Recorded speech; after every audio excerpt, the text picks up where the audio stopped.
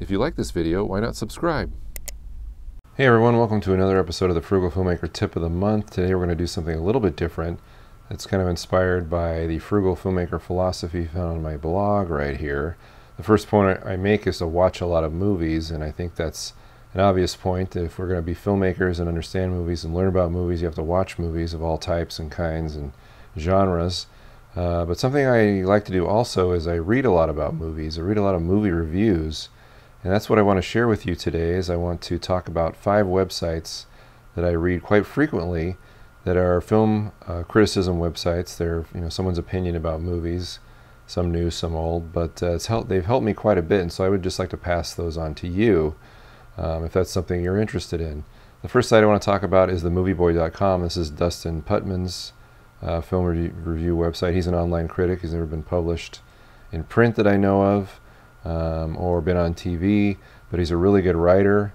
The thing I like about Dustin the most is that he loves horror movies, and it's always interesting to read his reviews about horror movies because you will often find horror films you've never heard of, or that are limited release, or that are just coming out on VOD or whatever. Sometimes he'll do special compilations around Halloween, but he really likes horror movies, and I sort of have a soft spot for horror films as well, so I like reading what he has to say about them. He's a good writer, and he goes in depth in his reviews, and always it's just a really interesting read, so I like reading Dustin's stuff, especially when it's a horror film review. Next up we have James Berardinelli's site, Reelviews.net. He's an online critic who's been around for a long time, first started publishing independently on the Usenet forums, and has since gone on to just have his own website and published tons and tons of reviews. Lately he hasn't published as much. His output has slowed down quite a bit, but I've always liked reading his stuff, and I think the most significant thing about James is that he's probably the critic I agree with the most. So if you ever want to know how I feel about a certain movie, you could always go to James' site, Reelviews, and see what he has to say. Next up we have a critic who's been around forever. It's Roger Ebert. I first started watching Siskel and Ebert when they were on sneak previews on PBS in the 70s. Yeah, that's how old I am. But Siskel has since passed away, and Ebert continues to write for the Chicago Sun-Times. And I've always liked reading his stuff. I don't agree with him as much anymore. In fact, I think he's gone a little soft ever since Siskel passed away. He seems to hand out a lot more positive reviews than he ever used to. But I still like his style. His site is jam-packed with all kinds of other interesting things. There's just lots of stuff to read on this site. It's all very interesting and educational, so I highly recommend Roger's site, even if you don't like him as a critic, because I know a lot of people don't. But I still find him interesting, even if I don't agree with him all the time.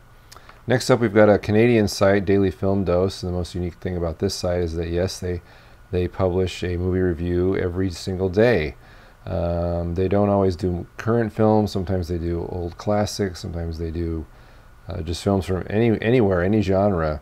They do just a lot of reviews every day. It's always interesting. I like their style as well.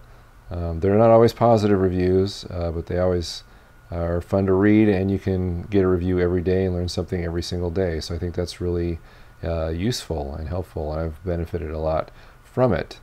And finally, we have Glenn Erickson's DVD Savant site. He basically reviews DVDs, Blu-rays, standard definition discs, whatever. And he is awesome because he knows so much. He's worked in the industry. He's an LA native.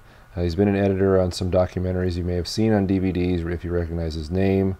He's got all kinds of anecdotes about the films he reviews, and all kinds of insights about how certain things work and how they don't work.